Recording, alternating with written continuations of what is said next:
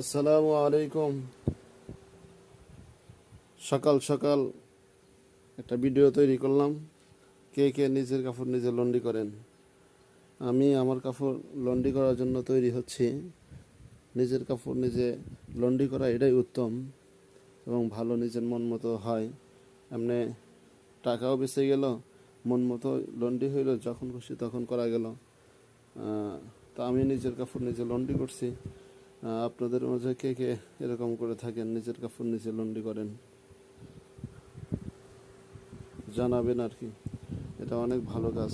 আমার যে লন্ড্রি মেশিনটা রয়েছে, এটা হলো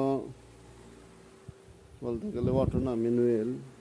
এটাতে একটু রিস্ক আছে, তবে এটা লন্ড্রি করে অনেক মজা পাওয়া যায়। একটু ভারী, হালকাতে দেখা যায় হয়ে যায়।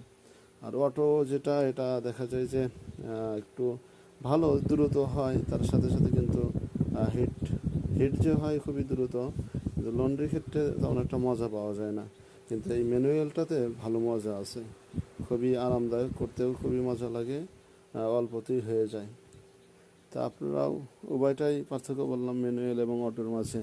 অটোটা খুবই দেখা যায়, কিছু কিছু অটো আছে যে সেটা স্প্রে করা যায়, অটোমেটিকলি স্প্রে হয়।